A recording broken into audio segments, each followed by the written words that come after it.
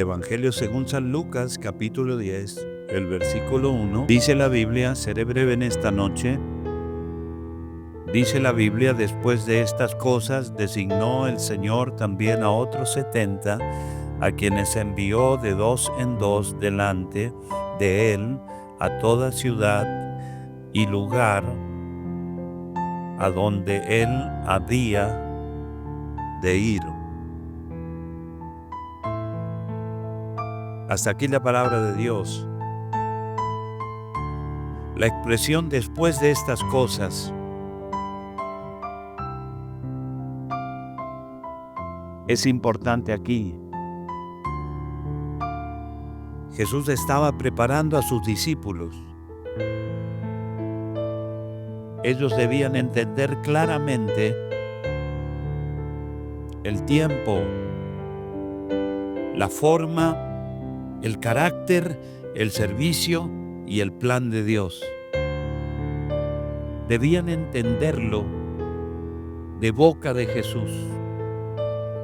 El tiempo, la forma, el carácter, el servicio y el plan de Dios. Y una serie de hechos que son estas cosas que dice la Biblia. Después de estas cosas. Y antes de que llegue al capítulo 10, estas cosas sucedieron. ¿Quién es el mayor? ¿No sería la última vez que Jesús les debía aclarar a los discípulos sobre quién era el mayor en el reino de los cielos? Dice la Biblia que ellos entraron en una discusión de quién sería el mayor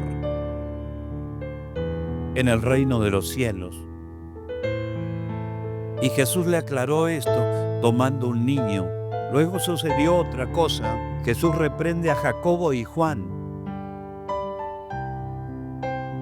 Ellos tenían que entender las cosas de Dios como usted y yo tenemos que entender las cosas de Dios. La Biblia dice que Jesús debía ir a Jerusalén, debía pasar por Samaria y entonces envió a sus discípulos antes. Y dice que cuando ellos llegaron, por estar vestidos como para ir a Jerusalén, los samaritanos no quisieron recibirlos. Ellos dijeron a Jesús, Jesús, debemos hacer que, si tú quieres que descienda fuego del cielo contra los samaritanos que no nos dejaron y no nos recibieron. Jesús les reprendió a Juan y a Jacobo y les dijo, ustedes tienen que saber de qué espíritus son, que Él no vino a perder las almas, sino a salvarlas. Ellos debían entender. Y luego sucede algo más. Los que querían seguir a Jesús. Y Jesús dice, mire, los demás tienen muchas cosas, yo no tengo nada. Si están dispuestos a seguirme. Esos temas trató Jesús con ellos, temas importantes. Esas eran las cosas que dice el capítulo 10 en su comienzo. Ahora ellos entrarían a un tema crucial. Después de haberle enseñado esto, debían entrar en un tema crucial. Y el versículo 2 del capítulo 10, Jesús le dice, la mies es mucha, mas los obreros pocos. Por tanto, rogad al Señor de la mies que envíe obreros a su mies.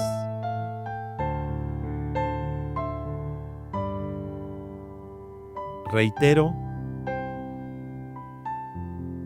el capítulo 10, versículo 2, la mies a la verdad es mucha, mas los obreros pocos.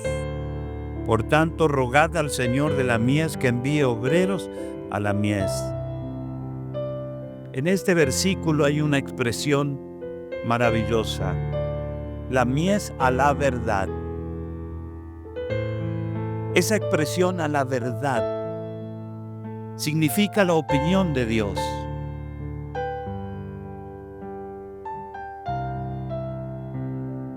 Significa lo real.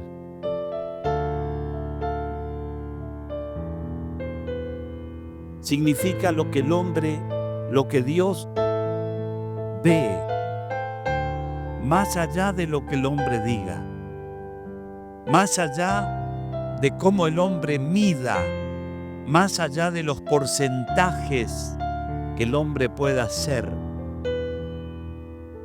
Cuando la Biblia dice, el Señor dice a la verdad, la mies a la verdad es mucha, mas los obreros pocos. Es Dios el que está determinando el porcentaje. Cuando el Señor dice a la verdad, está diciendo, esa es mi opinión, eso es lo que veo. Y cuando Dios ve algo y lo determina de una manera, lo que el hombre diga, el cálculo que el hombre haga, más allá de cómo mida el hombre, ya no tiene sentido. Si Dios dice que la mies es mucha, la mies es mucha. Y si Dios dice que los obreros son pocos, así es. A la verdad significa los verdaderos porcentajes. La mies es mucha y los obreros pocos. No importa cómo usted lo mire, no importa los cálculos que yo haga, no importa lo que yo diga sobre este tema. La Biblia dice la mies a la verdad, o sea, a los ojos de Dios, a lo que realmente es correcto, a lo que es un cálculo perfecto. La mies es mucha, mas los obreros pocos. Mies, si buscamos, significa cereal que está maduro para ser recolectado. Mies, según la Biblia, muchedumbre de gente convertida a la fe cristiana o pronta a su conversión. A la verdad significa y representa lo real. Lo otro es tu opinión. A la verdad, la mies a la verdad, la mies a los ojos de Dios, la mies según los cálculos de Dios, la muchedumbre de gente convertida y por convertirse a los ojos de Dios es mucha. Pero del mismo modo, con esa exactitud de porcentajes y de cálculos, Dios dice, los obreros son pocos. Significa y representa lo real. Lo otro, como dije, es nuestra opinión. Cuando Dios habló al pueblo de Israel, les enseñó una cosa que el pueblo no tenía que perder de vista. Es algo que usted y yo tenemos que saber. Dios le dijo a Israel, mis pensamientos con relación a sus pensamientos.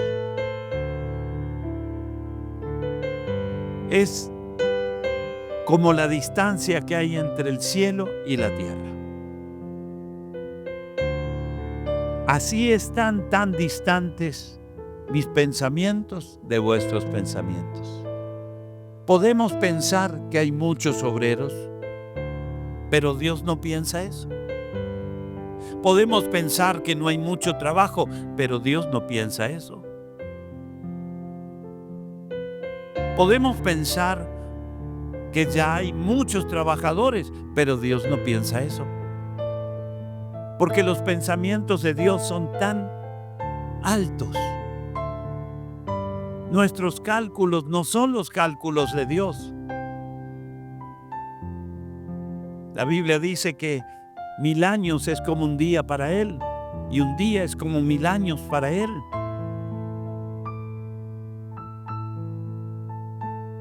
Pero esa gran distancia de pensamiento de Dios con nuestros pensamientos es salvable. Podemos tener pensamientos más cercanos, pero eso demandará de una íntima relación con Él para que el Espíritu Santo nos enseñe y nos guíe a toda verdad. La mies es mucha, mas los obreros pocos.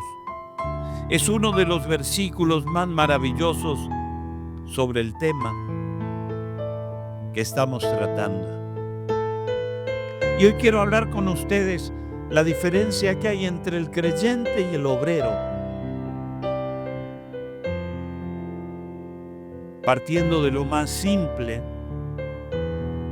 si un cristiano cree, se lo considera creyente. A la persona que cree, se la considera creyente. Ahora, solo si ese cristiano creyente trabaja en la obra, le considerarán obrero.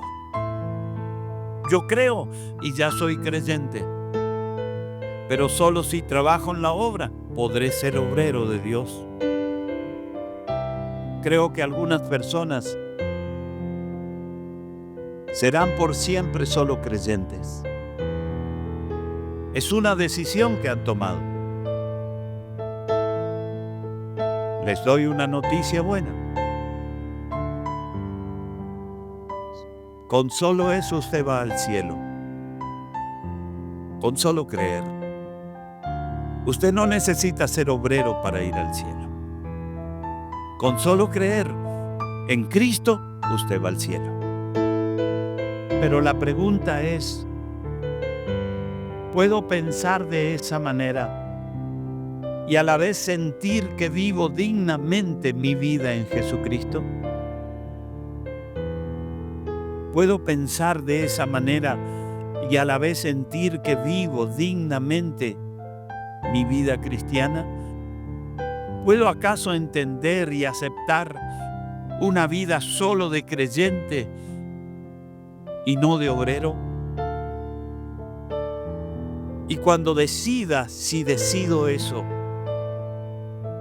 si decido solo ser creyente, si solo decido ser cristiano y me niego a ser obrero, ¿cómo podré sostener esta decisión?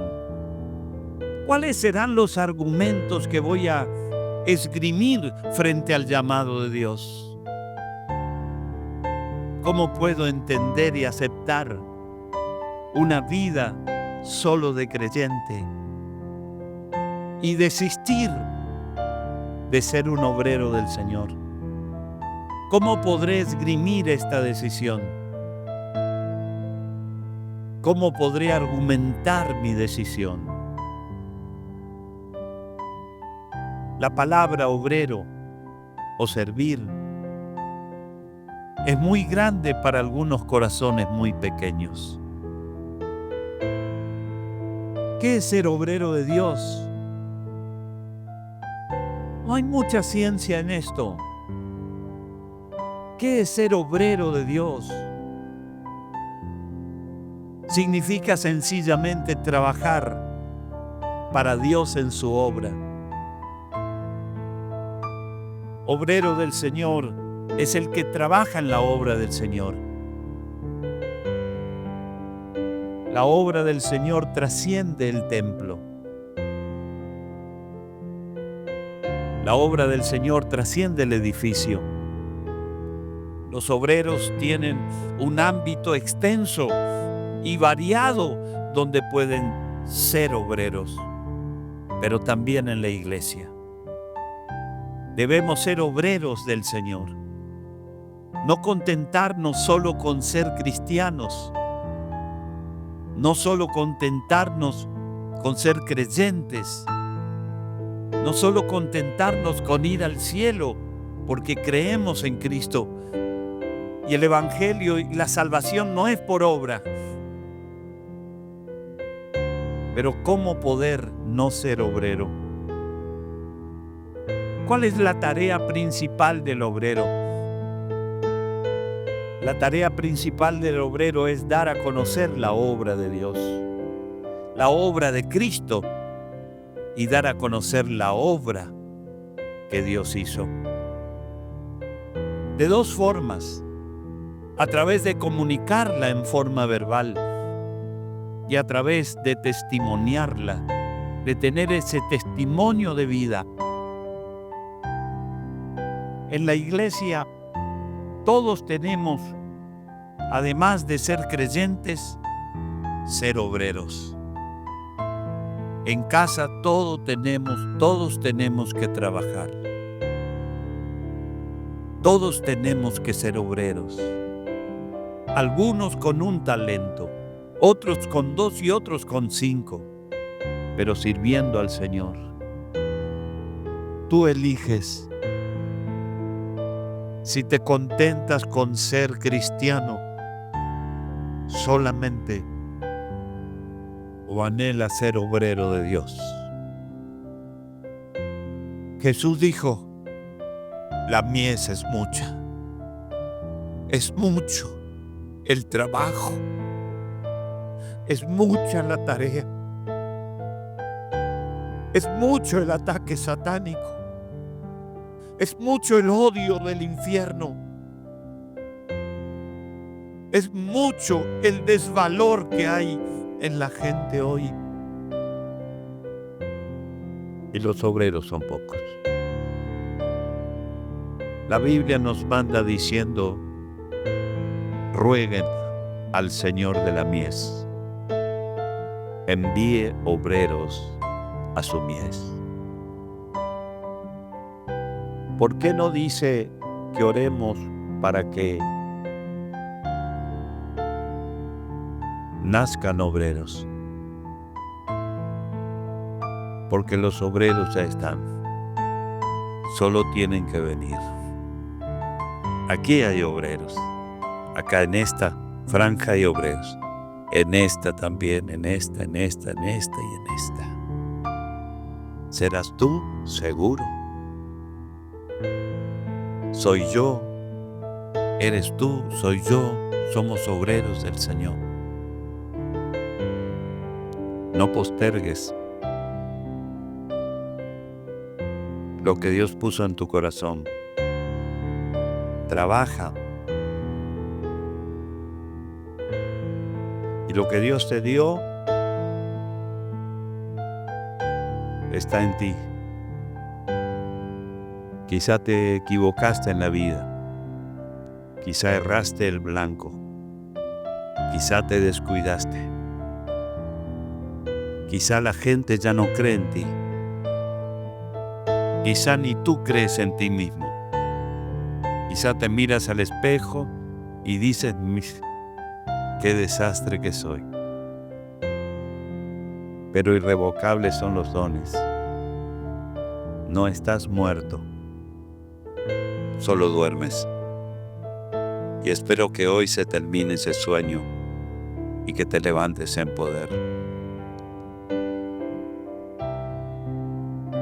Tienes tus manos llenas de las cosas que Dios te dio, el corazón repleto de capacidades. Úsalas, porque Dios paga bien. Él no es deudor de nadie. Lo mejor que tiene un obrero es la recompensa que Dios le da.